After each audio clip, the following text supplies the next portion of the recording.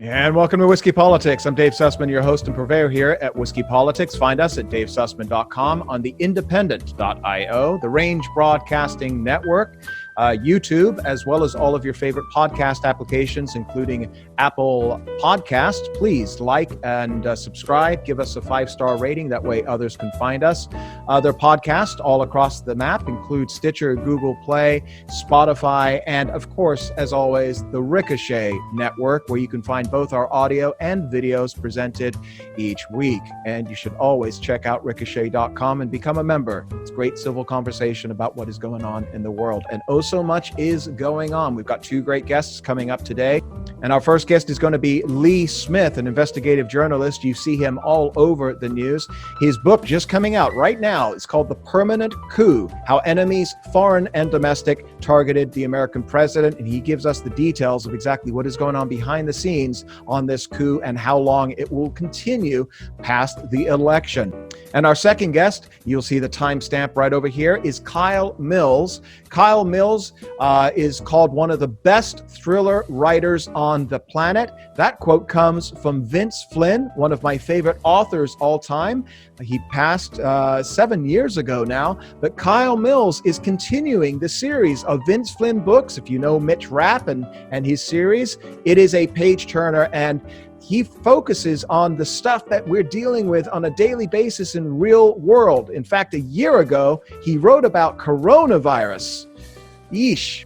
And today he's writing about something that many people along the West Coast just experienced a taste of over the weekend, and that is about a huge power grid outage. What happens if the terrorists, ISIS, or some malevolent, super rich individual wants to take down America's aging infrastructure in a power grid situation? What will happen to America? Imagine if it takes place for just a day. Well, you lose your food, you lose your, obviously major inconvenience. What if it lasts a week? Try a month. What if it lasted for a year?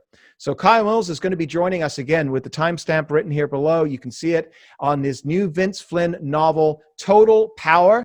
In fact, Vince Flynn himself called Kyle Mills one of the best thriller writers on the planet. So looking forward to that interview as well. But first, we're delighted to welcome back to the show Lee Smith, an investigative journalist, an incredible author who isn't afraid to name names about who is behind the deep state and what he is now calling in his latest book, The Permanent Coup. Lee Smith is a veteran journalist whose work appears in Real Clear Investigations, The Federalist, and Tablet. He's worked in media for 30 years, writing about national politics, foreign policy, and the press. He reported from the Middle East for a decade and is a senior fellow at the Hudson Institute and is a frequent guest on television and radio, including Fox News, CNN, and France 24. His book last year, where he joined us to discuss The Plot Against the President, the true story of how Congressman Devin Nunes uncovered the biggest political scandal in U.S. history, was well received and shone a light on the fake Russian collusion narrative and those who perpetuated the myth that roughly half of America still believe today is true. I got some great response from our viewers, and we're sure that his latest book, The Permanent Coup: How Enemies, Foreign and Domestic, Targeted the American President, will receive similar accolades. Welcome back to the show, Lee. How are you? Dave, thank you very much for bringing me on to speak with you and your great audience again. Thanks so much. Yeah. Well, listen, everything that you're talking about right now is fresh in the headlines. I mean, your book couldn't be more timely. Your latest book explains in page-turning detail that the news is ignoring or choosing essentially what not to tell us. And you do so in kind of a chronology, a timeline, if you will, in order to show us exactly how the permanent coup occurred. First of all, define the permanent coup. Well, I mean, the first meaning is that it refers to, it actually has 2 meanings. So the first meaning, it's just about the series of operations that have targeted President Trump. So the first is the collusion conspiracy theory. After that, we go into the nearly 2-year-long Mueller investigation. From there, that rolls into immediately Ukraine Gate, the entire whistleblower nonsense, which then becomes impeachment. After that, there's the weaponization of the coronavirus. And now the place we're in right now still is the razing and looting of American cities. There's also the vote by mail conspiracy hoax. And that was, as I report in the book, that was initiated by none other than Donald Trump's predecessor, Barack Obama. But we're seeing more stories continue to break, mostly from the left, that are describing this, but putting a happy face on it. Right, the story from the Bob Woodward book about how James Mattis was talking with former head of the Director of National Intelligence, Dan Coates, and they're talking about the possibility of toppling President Trump. And of course, most people just look at this, or most people who are following places like CNN or the Washington Post, where Woodward has worked for decades, they think this is a normal thing, that it's normal for a senior Pentagon official to be discussing with a senior intelligence official, a spy chief, toppling the President of the United States. So the number of different operations also shows how this disgraceful, anti-American, not just un-American, and third world mindset and third world operation has become normalized in the press. It's an astonishing thing to see unfold before us. Lee, you touch on so many different issues there, and I can have questions for each and every single one of them. So let's start with the later one that you just mentioned, which is still making news right now, the reports that Trump insulted veterans. This came from The Atlantic, which is a very liberal outlet. It's been debunked by 20 named sources, unlike Jeffrey Goldberg's piece that used a few unnamed sources. We got Woodward's book now, as you just talked about. Yeah. The media seem to want to be putting a relatively transparent spin. And when I say transparent spin, we could see exactly what they're doing regarding Trump not wanting people to panic. That was, reported by Woodward. In the next few weeks, apparently Clapper or Brennan and others have books that are going to be coming out, literally like planes landing on the runway, that are all going to be critical on Donald Trump. And so these Trump critics now turned authors, if you will. Is this what we're going to be talking about in the mainstream media for the next 7 weeks? Well, the mainstream press certainly will be, but I think that rational people, I'm sure that your audience will understand that these should be dismissed out of hand. Look, you raised the thing, the one last week published in the Apple subsidiary owned by Mrs. Stephen Jobs, which takes the same name as the magazine founded in the mid-19th century called The Atlantic. So this was an information operation run to benefit a tech oligarch, right? So that's one way for people to see this, and that's actually an important point, because when we're talking about election interference right now, there's been some debate: who's interfering in the elections more? Is it Russia? Attorney General William Barr says, "No, I've seen the intelligence." In fact, it's the U.S. press at the service of American tech oligarchs, right, whose interests intersect with the Democratic Party running information operations targeting the 2020 election cycle. The Atlantic story, as I'm sure most of your audience recognize, this is a replay of what happened in 2016 with the Russia collusion conspiracy. For former and current intelligence officials, they rotated in Pentagon, DOD officials, right? And that makes sense because they've spent all these people, right? Peter Strzok is now on his book tour. John Brennan is preparing to go on his book tour to push his book. So the intelligence community is gone.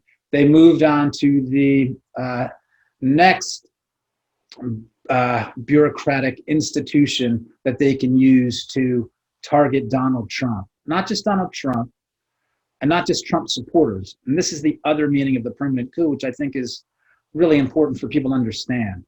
What they're looking to do is to overturn the foundations, the founding principles of the Republic. The different things that we Americans value, our virtues, our traditions, our manners and mores. This is the actual target. That's what the longer struggle, the more intense struggle is actually about. It's not just about Donald Trump, and it's not just about the 2020 elections. This has been unfolding for a while. It really started to pick up in 2016 when we saw the Clinton campaign and then the Obama administration using the resources of the federal government to target a presidential campaign and then the White House itself. So again, this is really an undermining subversion of American principles. And that's the other meaning of the permanent coup. In your book, you say that in their zeal to bring down President Trump, deep state conspirators had unwittingly revealed the origins of the anti-Trump operation and exposed corruption at the very highest levels of the Democratic Party, including former Vice President Biden and his boss, Barack Obama. Expand on that if you can. Well, I mean, what we know is that with the 2016 election cycle, they one of the foreign actors who interfered was a number of different Ukrainian officials, as well as Ukrainian political activists and operatives. They were drawn in by the Democratic Party to interfere on behalf of Hillary Clinton and against Donald Trump. So this is the real 2016 election interference. The important part of it here is that they were drawn in by the Democrats. What I show in my book is why Ukrainian officials were so eager to cooperate, to coordinate with the Democrats. And that is because of, not least because of Joe Biden's involvement in Ukraine and his son's work for Burisma, right? This story has been, the Democrats have pushed back very hard on this. Oh, it's a conspiracy theory to say that the Ukrainian officials interfered in the election. This was, remember, initially reported by their people in their press outfits, like Politico, like the New York Times. It's 100% true what happened. Both Hunter Biden's involvement, his work, getting paid more than $80,000 a month by a corrupt Ukrainian energy firm, and also the fact that they drew in so many Ukrainian officials. So that really, in a way, is the part of the origins of the initial Russiagate operation. It's what the Democrats were doing in Ukraine, starting actually around 2013. That eventually folds into the Russiagate operation in 2016. So really what we're looking at here is the series of operations while they're going after Trump. It's also meant to obscure Democratic Party corruption, right? And that was actually part of the reason for, I know we're moving along very quickly here, going through a lot of things, but this was actually the basis of the impeachment inquiry.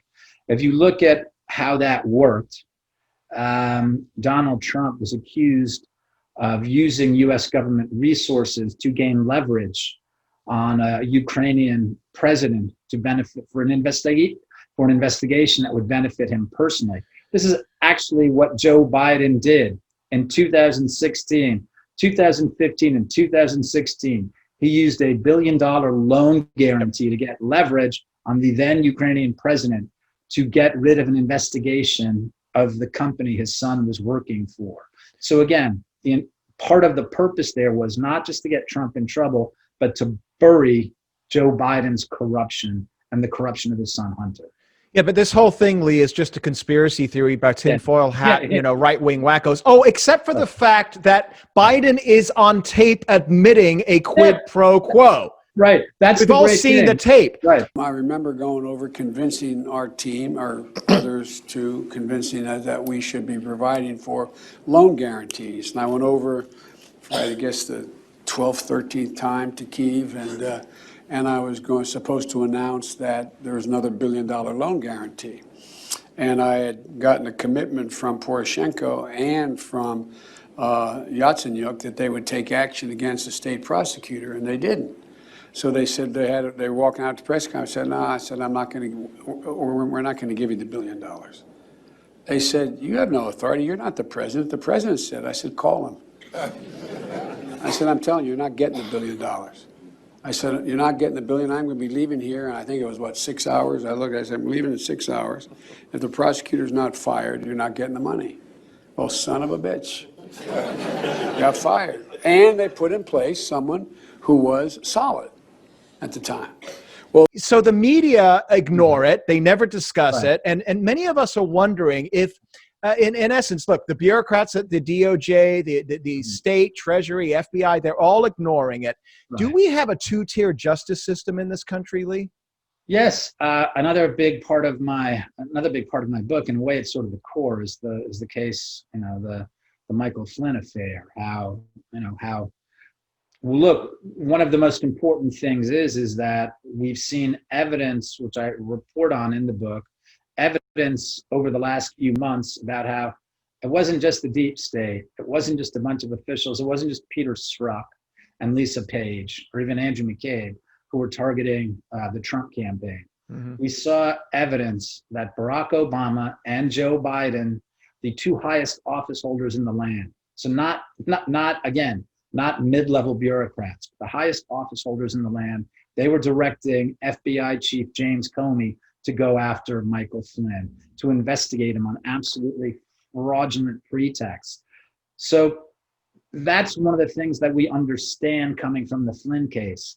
And then when Obama leaked a recording of a phone call that he made in May of this year, saying that Flynn should now be prosecuted for perjury. And that's actually what the judge turned the case into, or has tried to turn the case into. People who are listening, people who are following the Michael Flynn case, this is one of the things that is becoming more and more evident to people. And again, it's extremely dangerous, right? This is a country now that there is a two-tier system of justice. That people like Michael Flynn, who served this country honorably for more than 3 decades, is being hung out to dry here. And there are people people are right to wonder why there have been no charges yet by U.S. Attorney John. Well, why the only person they have so far is FBI lawyer Kevin Kleinsmith. Right. I'm actually optimistic that there will be further charges, that investigation is serious. But again, people are wondering, why does it appear that only the people on our side are getting, the people who vote for the people we vote for? Because we shouldn't perceive of America necessarily as split and bifurcated. That is, of course, how Democrats want to portray it right now. And that's part of the rationale for the violence. We should not see ourselves as split. We should see ourselves as one with one justice system. Unfortunately, it's trending in the other direction right now. Yeah, you talk about this in the book, and you say that General Flynn, the persecution or the persecution of General Flynn is a colossal mistake. I guess his next hearing is going to be on the 29th, and there's going to be some limitations on that. But that is a part of a bigger picture here that you are referring to, and the two systems of justice that we seem to have in this country. Of course, in the book, you go through Russiagate, you go through the collusion, you go through the Steele dossier. We had Senator Marsha Blackburn, on the show a couple of weeks ago, and I asked her about this specifically. And what I asked her about was this: is that we have now on tape Senator Warner from Virginia. He was leaking the FISA application to BuzzFeed News.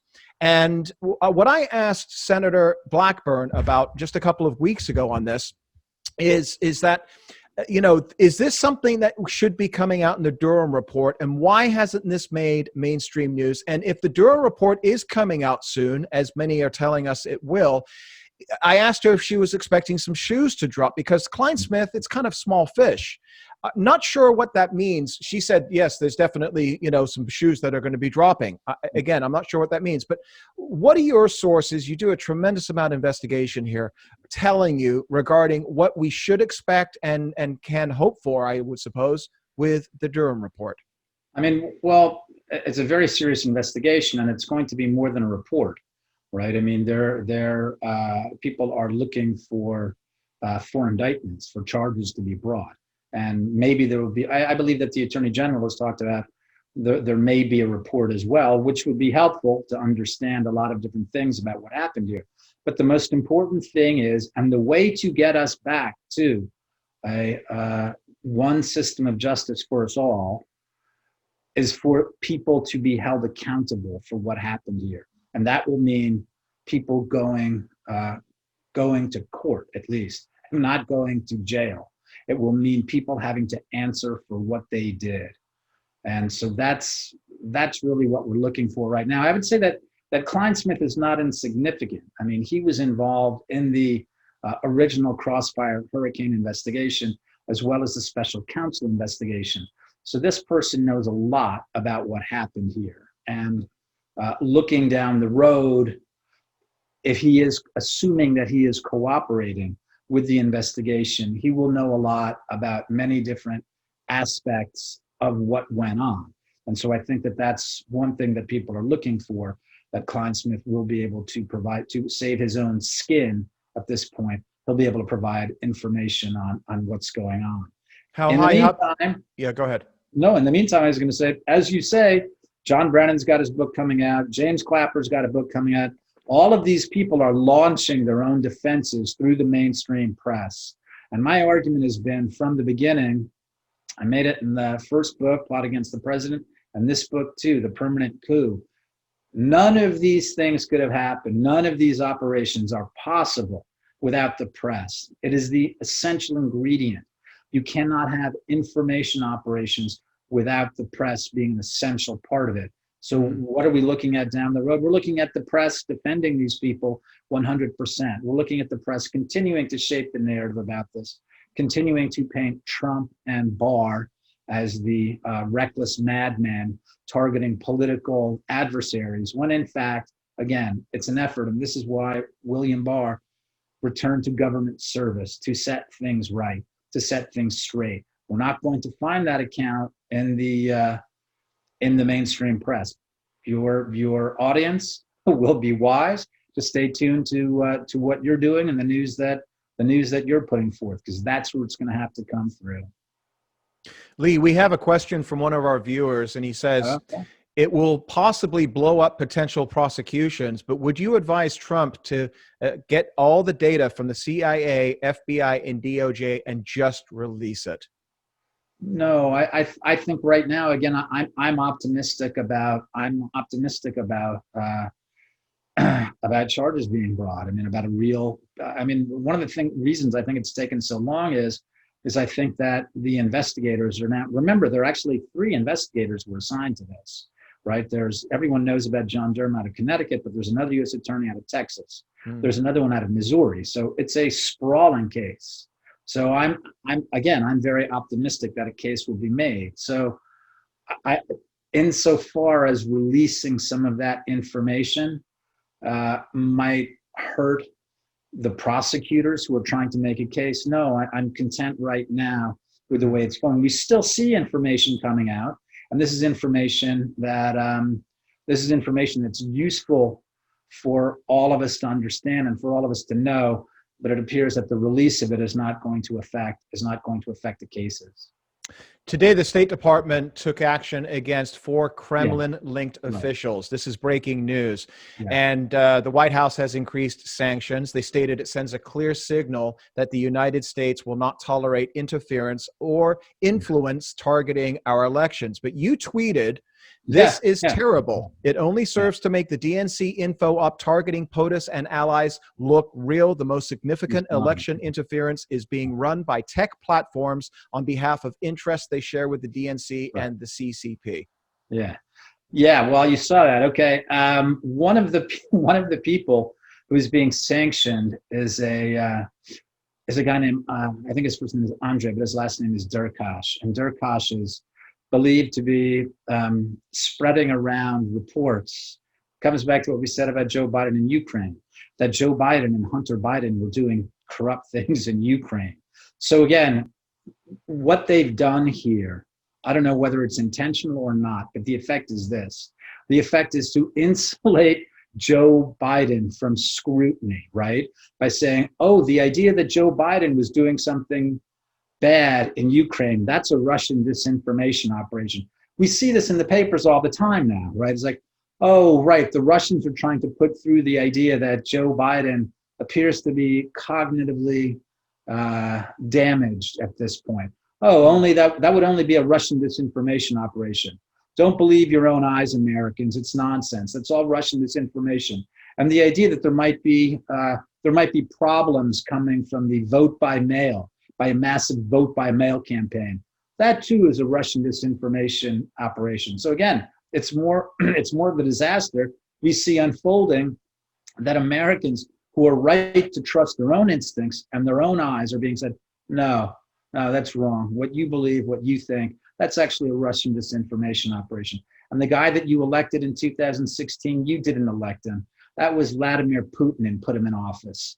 So again, what we're seeing is not just the delegitimization of the Trump presidency, but we're seeing the delegitimization of the American public. Their common sense is being turned against them and said, you don't know what you're talking about. Listen to your elite, listen to your moral and intellectual superiors. It's, again, this is what is dividing the country right now. Lee, last couple of questions for you. Sorry to Gatling gun them at you, but no, I know. I'm limited so for much time. To cover. Thanks so much. It's great. Reading your book and understanding the countless crimes by the very people that we're supposed to be trusting, their focus has all been just to destroy Trump and get back power. We can understand that. But now, as you just referred to, we're hearing about the massive voter mail balloting fraud potential. How can Americans trust that they won't be using the ballot box, the left, to complete this coup? Well, I mean, that's definitely the intention. I mean, they saw, and again, as I report in the book, Barack Obama brought attention to this in April, right? So they've seen the coronavirus as an opportunity, right? An opportunity actually to create more havoc. And part of this havoc and part of the confusion will be, again, a massive vote by mail campaign. Yes, it's intended to create chaos. And you may have seen, I think it was at the end of last week or maybe the beginning of this week, when Mark Zuckerberg said part of the job of the media and social media is to prepare the American public for the fact that the election may not be, we may not have results for a few days, maybe even weeks, maybe even months, and that won't be illegitimate. Yes, that is not correct, given the fact that the delays are certain to be due to the massive vote by mail campaign, which is a recipe for voter fraud. As everyone recognized before the Trump administration, it is likely to be illegitimate. How do we protect that? How do we protect the sanctity of this institution that is supposed to bind us together as Americans, that we vote for commander-in-chief? I believe that that's another task of the Attorney General right now. I think that they're working very hard on that to find different ways to ensure the integrity of the elections. And Meanwhile, let's hope they have a lot of people on it. And I know it's going to come down to the attorneys. It's going to come down to the lawyers. You know, we had Buzz Patterson on, who's running for California 7, a flippable district in California, and he says it's all going to be coming down to the attorneys. And that's the really scary thing, especially for those of us that remember and are old enough to remember 2000. Last question for you, Lee. Yeah. The fight is, and you talk about this in your book, the fight will continue well beyond the election. It will not be over no matter the results. In the age of what you call the permanent coup happening behind closed doors, we're now seeing it spill out to the streets. You got rioting, you got looting, you've got violence in cities all across the United States. But post-election 2020, what form does that continued coup take? Yeah, I mean, I think there's going to be a lot more of that. And that concerns me more. That concerns me more than 600 lawyers working for the Biden campaign, though that's a concern as well. But yeah, the continued devastation of American cities, that's a terrible thing. Look, I mean, for better or worse, what's happening, you have blue cities that are eating themselves alive, right? They're not moving into red areas and actually, shooting. I mean, again, I'm hardly defending this, I'm saying it could get worse. I want to end before we sign off, not just talking about all the dark news surrounding it, look, reporting the book, one of the really exciting things, in addition to get to talk to people like Congressman Nunes, like General Flynn, who's the book concludes on his words, and the epilogue on General Flynn's words, which are very moving. Talks about the coup and what we stand for as Americans, saying it's not just a government, it's an idea that we have. Talking to regular, our neighbors, talking to other Americans, our fellow Americans. What I found, and I think it's really been important for me to underscore this, is that people feel really privileged. They feel blessed to be living at this particular time, an incredibly meaningful time where they get to stand up and say what their country means to them. And they get to defend what their country means because they understand it's under siege, right? What America is supposed to, what America does mean. All of these things are under assault right now, whether we're talking about a two-tier system of justice, whether we're talking about a third world political operation, when the former president of the United States is going after the president-elect. People understand what this means and how dangerous this is. But our neighbors, Dave, the people around us, they are excited to be living at this time and to stand up and to say, we're fighting for our country. Who else is fighting with us? We see President Trump fighting. We see Congressman Nunes. We see General Flynn. Who else is with us? Who are our leaders? What do they stand for? What are they saying? So again, that's the good news and the positive news, that this struggle will continue after November 2020, no matter what happens, no matter the outcome. But Americans are ready. Well, that means that we're going to have you back on again with your next book. I look forward to it. Don't make me wait to have to write another book. Bring me back. We'd love to have you anytime, because you are a wealth of information and knowledge. Everybody check out, I got to tell you, it was a page turner. I received the digital copy. Thanks. The Permanent Coup, How Enemies, Foreign and Domestic, Targeted the American President. Everybody check it out, Lee Smith, and you won't be disappointed. Thank you so much, Lee, for your time. Greatly appreciate it. Thank you very much, Lee. I really appreciate it. Likewise. Thanks to the audience too. Bye. Thanks, Lee. And everybody definitely needs to pick up The Permanent Coup. It's a great read. You'll go through it very, very quickly, like butter. It is absolutely incredible, the powers that be behind, what we call the deep state, that are fully intent on trying to take this election and ruin this president and punish those of his supporters. So everybody check that out. A lot of when you're reading this stuff, and this is real world stuff, you can't help, because it's a page turner, you can't help imagine that this is just some kind of fiction like a Vince Flynn novel is, or Brad Thor, who we had on a few weeks back. If you didn't see that, you definitely want to check out the interview with Brad Thor. And I've often mentioned over the years that Vince Flynn has been one of my all-time favorite spy thriller authors. He is fantastic. In fact, I've got more Vince Flynn books, I think, in my library than any other individual author. No offense, Brad, but I have got a lot of yours as well.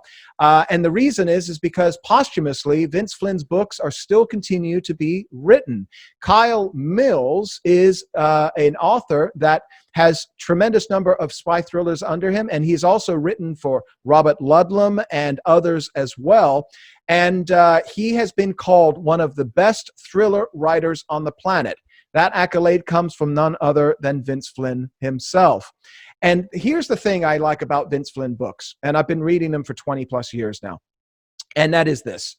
When you're reading these books, it feels like they are dealing with real world scenarios of what is happening, whether it's the fight against terrorism or a nuclear Iran or coronavirus. Okay, Kyle Mills wrote about coronavirus a year ago, folks. And his latest book, which I just started, and I'm about halfway through it already. I just spent a couple of hours going through it. I'll finish this thing tonight. It's called Total Power. And when you hear that term, it doesn't really relate to what it is about until you start getting into it. But those of us on the West Coast last weekend experienced what a power outage for a couple of 3-4 hours feels like. You're concerned about losing your groceries, the frozen food, the salmon that you spent a lot of money on in your freezer. And unless you've got generators, the question is, how are you going to survive if this thing goes for more than a few days, weeks? What if it went for a month or two? What if it went for a year? And here's why when you're reading these kinds of books, especially Total Power, it feels so real world. Because as we know, the grids and the substations that populate the United States, well, the fact is that they can be attacked. They are hackable. Does anybody remember in 2003? I think it was 2003. I was on the road. I was in Chicago on business, and the whole eastern seaboard went dark. I think one of the big power stations up in Canada or something had to do with it. It was a software issue. And that was like a huge chunk of the country. Well, what if that was promulgated by some attack? What if it was ISIS or Russia or China or some malevolent industrialist who wants to basically take his frustrations out against America? And what if that attack lasted for months or even a year? What happens to the very fabric of our society? And when you read this book, you're drawn into this because, well, first of all, he draws realities of what actually happens. You think it's bad when there is a discussion about whether or not there was a racial element to an unarmed individual being shot? And we're seeing what happens with looting and riots and theft and everything else, the violence and the arson. Could you imagine what happens if everybody is unable, the entire country is unable to swipe cards to get money, to buy groceries? They're losing their food. Basically, it's dry goods that you survive on. The water systems crash. I mean, this book goes really deep into it. So looking forward here to having this discussion with author Kyle Mills, who goes into all of this in an incredible book. Vince Flynn-esque. Yes, it feels like I'm reading Vince Flynn. If you are a fan, check out Total Power. The Mitch Rapp novels are continuing with Kyle Mills, who is now writing a series, and I think this is the fourth. The sixth, actually. It's the sixth. Holy cow. Vince died, I believe, in 2013, was it? I think it was. Like 6 yeah, years. but Kyle Mills, a best-selling author, New York Times best-selling author, not just writing Vince Flynn books, but also has written books in the Tom Clancy series, Robert Ludlum, and his own series as well. One of the best writers out there today. Welcome, Kyle. How are you? I'm good. Thanks for having me. It's a pleasure having you. So I got to say this. Over the weekend here in California, we had these massive power outages. And, you know, listen, it's hard enough when you're losing your frozen salmon that you spent $20 a pound for. But that was only for several hours. And as I'm reading this book and I'm getting into it, and I'll tell everybody right now, I just got this last night, so I haven't read the whole thing. But I mean, you can just sink your teeth into this thing. I got to say that this has got to be one of the most scariest fiction books that could happen at any moment, especially when the power grid is, what, 40 to 100 years old? Yeah, it is. It's actually, you know, you expect when you're researching things like terrorism or global pandemics that it'll be scary. But I never really understood how terrifying and it would be for the power grid to go down and how reliant we are on it. And, you know, the idea that I read a congressional report saying if the power went down for a year, like 90% of Americans would die. So 300 million of us would be dead. And so it is an incredibly terrifying. The grid is very vulnerable, and it's something people should think about. You know, as I'm reading this, especially in your author's note, because you talk about this at the beginning, you're saying how much of the book that you didn't have to make up. And by the way, prescient, maybe. I mean, I understand your last book was about coronavirus a year ago. It was. Yeah, unfortunately, yeah. So I'm reading this with the knowledge that a year ago you wrote about the coronavirus, and here we have a power grid. It's not a failure, it was sabotaged, and I don't want to ruin the whole book for you, but this is what Mitch Rapp is going to do. But it wasn't down for hours. It wasn't down for days. It was down for months. And when you take a look in the way that you detail it, and it's very Vince Flynn. Listen, I've read Tom Clancy stuff, but too technical, right? There's just too much, you know, and it's like, I don't need to understand all the subworkings of the power stations and the interwebs and all the, Right. you know, if you explain it in a way which I understand it, and I understand that there's millions of moving parts on this platform that was developed 40 and in some cases 100 years ago. Just how vulnerable are we? Well, it's funny. You drive by substations all the time. You look at them; they have a little chain link fence around them. That's the security. We've found Russian malware on our systems, on our grid systems and the computers. I mean, that's well known. And in California, actually, in Metcalf, a substation was taken down in a coordinated attack years ago. So this is something, that happens. It's not just something that could happen. It has happened. It just hasn't happened on as grand a scale as I'm proposing in this book.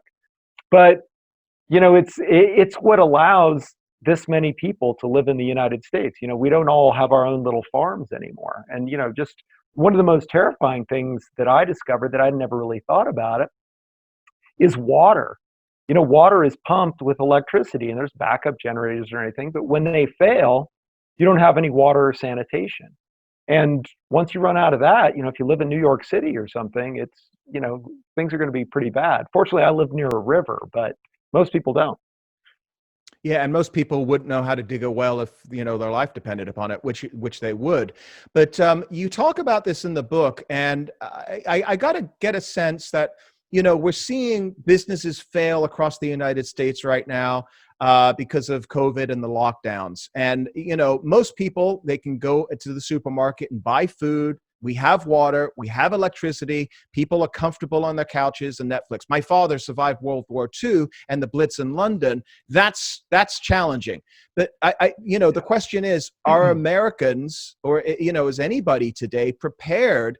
But let me ask you another way here. We know what happens if the power goes out for a day or two. What happens after weeks? What happens after months? Well, I mean, it's a pretty simple thing. It's a simple progression. You run out of food fairly quickly. Your refrigerator goes dead. You run out of food in your pantry.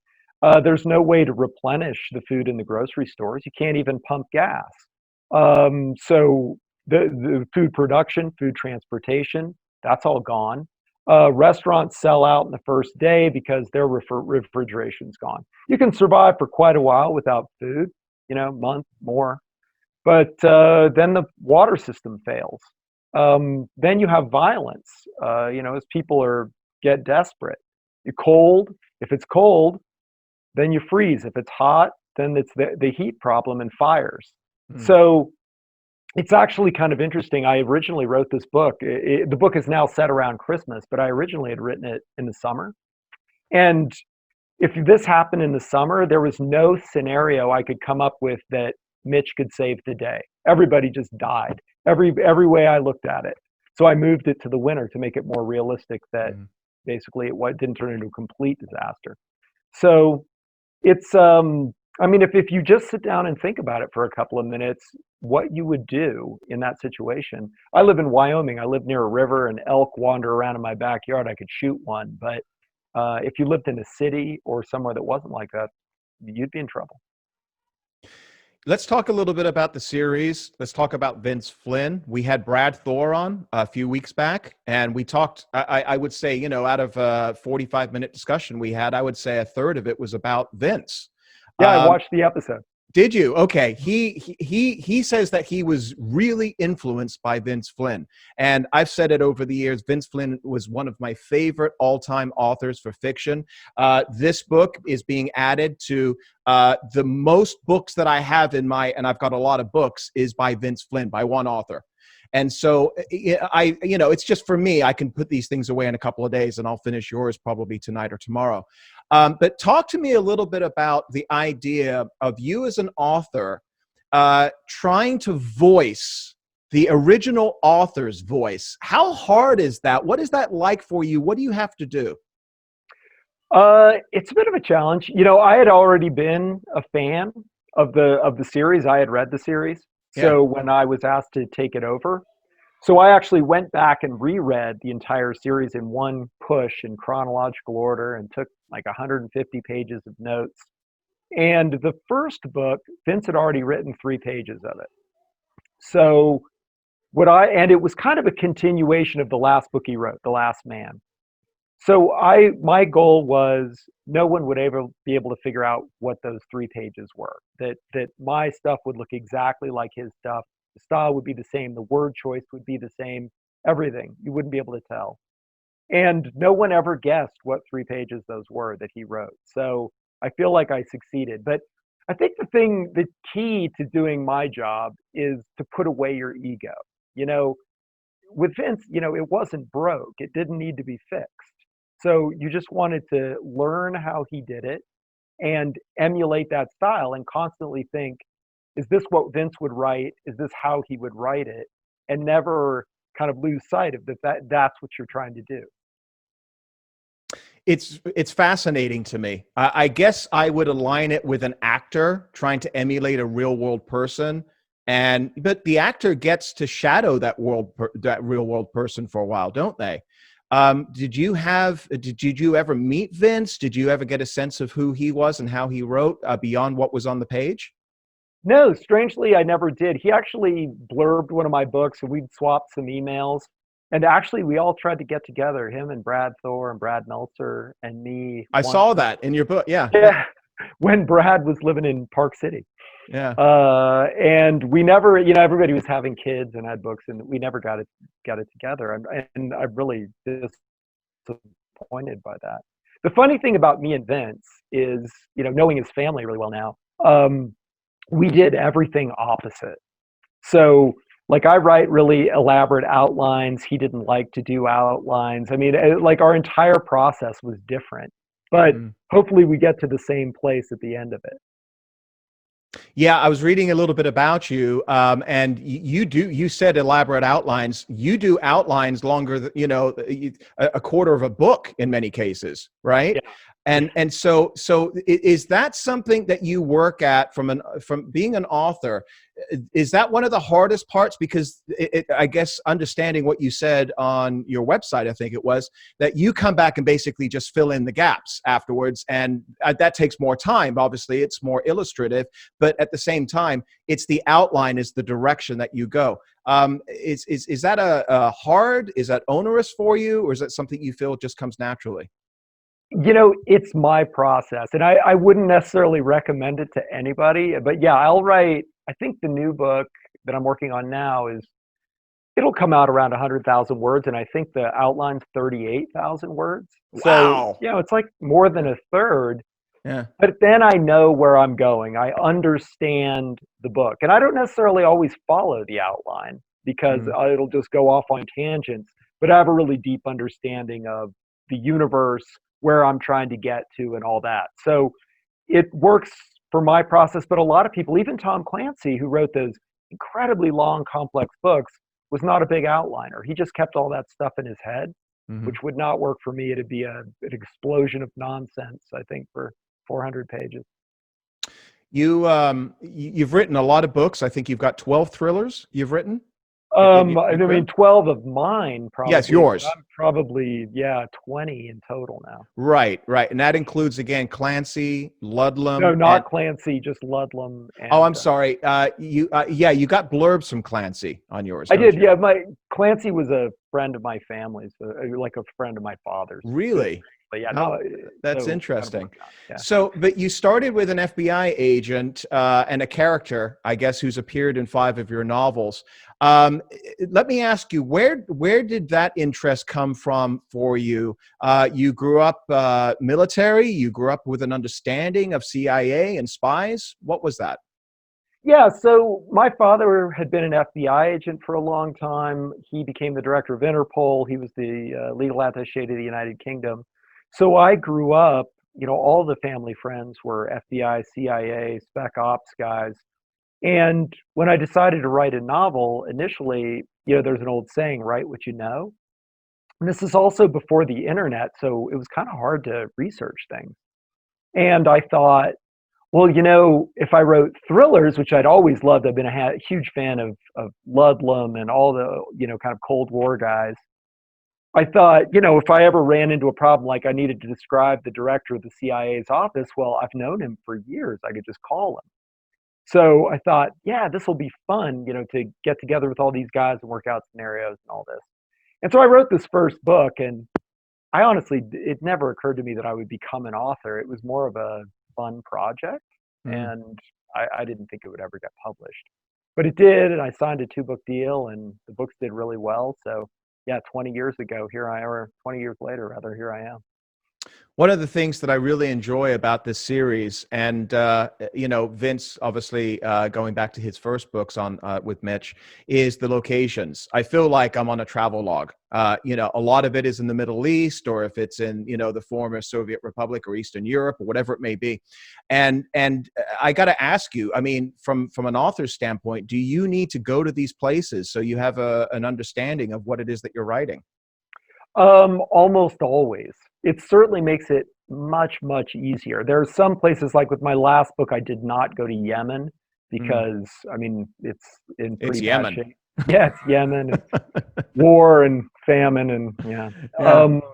But most of the other places, I mean, and I'll move there for a while. So I've lived in Africa for a while, and Europe. I actually live about half the time in Spain now, and I've traveled to almost all the locations, the Middle East, that I've written about. So it just makes your life. I mean, you can do it without now with the internet, but it just makes your life easier because you remember what it smells like and the noise and everything. You just have to describe what you've already seen.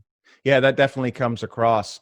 And again, as much as I've read into your book right now, I feel like I'm there. I mean, Russia and the snow and everything else, all of these different things that they're talking about. I think it was at the very beginning, where was the mountain scene? Was that that was in the States? No, that was in Spain. It was in Spain. Okay. Yeah, and that's actually where I live. And oh, how funny! Okay, so that's my home airport, and I actually made my wife take pictures so I could remember all the details once. And there's right under the sign, "Do not take pictures of this," and she got busted. Uh-oh. Police deleted all her photos and everything, and I wandered off like I didn't know her. Yeah. Well, it's very compelling. I mean, it's a page turner. It really is. But the world is changing right now. In just the past few weeks, we've seen, the Israel UAE deal. We're seeing a lot of the Middle East now either openly or tacitly acknowledging Israel's right to exist. This is causing a great amount of hand-wringing and consternation at Hamas and Hezbollah and Iran. How do geopolitics and the fast advance of geopolitics impact you when you're on a year-long project to write a book? Well, they can certainly overtake you. So you always have to be cognizant of, you always want it to feel, like could be happening right now, or it could be right around the corner.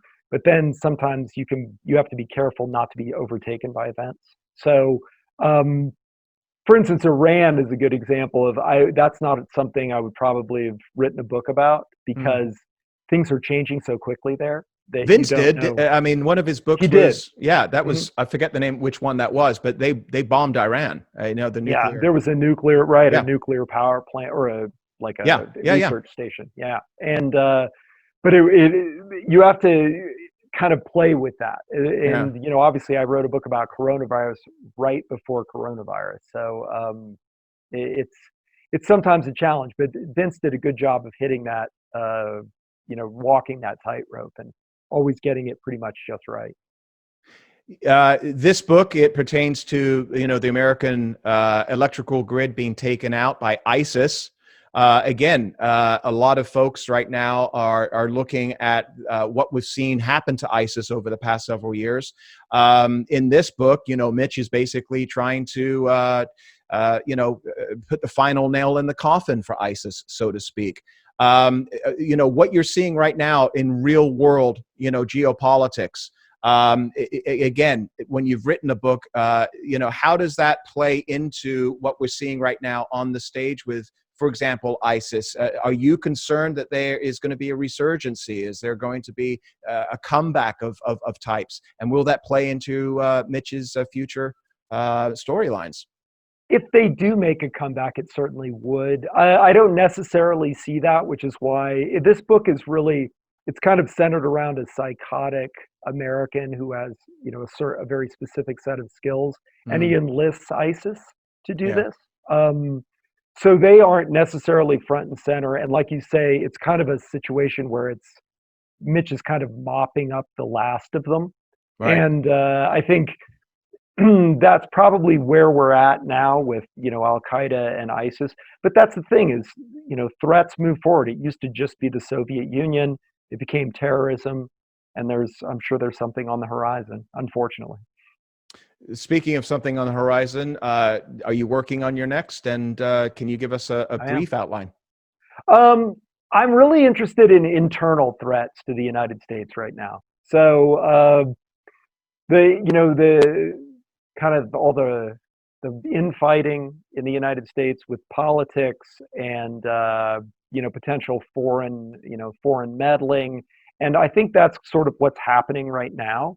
And so it was a question of, did I want to dive into that because it's a bit of the third rail, or did I want to just completely ignore it and pull back into something else? And I decided it was an interesting topic and it's important, so that's kind of where I'm headed. Brad, when he was on our show, we discussed this at a certain level as well. And, there's a certain libertarianism in the Mitch Rapps or, whoever it may be, Scott Hovarth, those spies that get out there in the front lines. And there's a certain amount of disdain for authority and bureaucracy as well. We've seen that with Mitch, as long as, when Pan Am 103 went down, that's how he got involved, right? And that's as long as his career has been there. Is that something that you feel? Does that come from you, or do you have to emulate it and pretend in some way because you have different politics? No, I mean, that frustration I think is there for everybody. And certainly Vince played on that a lot. I mean, that's a big part of his series is these politicians, kind of bad politicians who can't get things done or dishonest or are only out for themselves. And I don't think that's very hard to emulate in the world now. Sometimes you get a little too close to it, or sometimes you can't outdo them. Again, it's like reality overtaking you. Yeah. So I do find that's an interesting. It's becoming more and more interesting to me, I think. But on the other hand, I am a little sympathetic that in a democracy, if you have bad politicians, the blame is yours. You should vote for better people. Yeah. Last question for you. I didn't read the book that you were focused on coronavirus a year ago. Your thoughts right now in obviously, looking in the rearview mirror of what we've seen the past 6 months, just generally speaking, how the lockdowns have been impacting people, government reaction to this, and any other thoughts that you have. Well, I did a lot of research on that, and that is unquestionably the number one threat to the United States is pandemic. I mean, the chances that Russia is going to invade us and the terrorists would be able to kill a whole lot of Americans is fairly low. Pandemic is coming, though. I mean, a bad one is coming. It happens every 100 years or so. And I think we need to pull it together a little bit. We've got to have a plan. And I think the United States is not very cohesive. The American people have not pulled together on this as much as they should. And the guy was saying, I live in Spain, where the country very much pulled together, and everybody said, hey, we're in this together, and we're going to deal with it. And I think, in a very, very bad global pandemic where you have really high kill rates, and that would combine with all services shutting down, potentially even the power, because you don't have anybody to maintain it. This could get really bad. And I think an every man for himself, or I don't want to do this, I don't want to do that because it's inconvenient to me, will not end well for us. Some other European countries, we've seen a split as well. The streets of Germany were filled with millions of people a couple of weekends ago. They want to reopen. Britain, to a certain extent, as well. Is that something that's just unique to Spain, or is it something that it's being cohesive? Yeah. A number of them, Italy, certainly Portugal. I think it depends. Every country's different, right? Germany didn't have as high rates for a lot of it. The government handled it reasonably well. But yeah, I mean, it's cultural. I mean, to some extent, America's strength is our individualism and our self-reliance. But there are some things that happen that isn't a great way to deal with it. Like every man for himself is not necessarily always the best way to deal with it. We also have a strong kind of aversion to very powerful government. And in some situations, World War II might be an example of this. You kind of do need strong central leadership, because if everybody's not moving in the same direction, it's going to turn into a disaster. Coronavirus has been quite a disaster for a lot of people, but it is not the plague. So thank God. But the next time it could be. Well, if the current circumstances of what people are living through in real life don't scare you enough, definitely pick up Total Power. It is a Vince Flynn novel. And Kyle Mills, I just want to say to you, thank you for carrying on the torch for Vince. I'm sure he would be very proud of the work that you're doing under his name. It truly feels like I'm reading a Flynn novel. And greatly appreciate you taking the time. Books can be found everywhere books are sold, I'm sure. Yep, out on the 15th, and you can get them anywhere. Very good. Thank you so much, Kyle Mills. Greatly appreciate you taking the time. Cheers. Thanks for having me. Thanks, Kyle. And I'm going to be looking forward to finishing Total Power tonight. It literally is a page turner. You can't put it down. And speaking of page turners, again, everybody check out Lee Smith's book, The Permanent Coup, How Enemies, Foreign and Domestic, Targeted the American President. That also feels like you're reading a movie. And then you have to pinch yourself and say to yourself, holy cow, this is actually happening right now. It is pretty scary stuff. We appreciate you being here as well. And watch us, if you're not watching us, on the Range Broadcasting Network. You can find all of our interviews at theindependent.io. It's a great, new, huge website. A lot of money behind that. You're going to be hearing a lot more about The Independent over the next several months. And, of course, you can find us on YouTube. Just subscribe and hit the notification bell. All of your podcast applications, if you're listening to us on Apple Podcasts, please hit the 5-star button and give us a review if you're enjoying the show. And if you're not, well, let us know as well. We can always try and improve. Ricochet.com is a fascinating site where you can not only listen to other great podcasts, you can watch ours there and listen to ours there as well. But you can also find incredible authors and writers on Ricochet.com. And if you would like to become a member, you can actually post your own articles as well and be seen by the Washington, D.C. corridor who reads Ricochet. And greatly appreciate you being here, watching, listening, wherever it may be, at Whiskey Politics. We'll be back again real soon here at Whiskey Politics. Thanks, everybody. Cheers.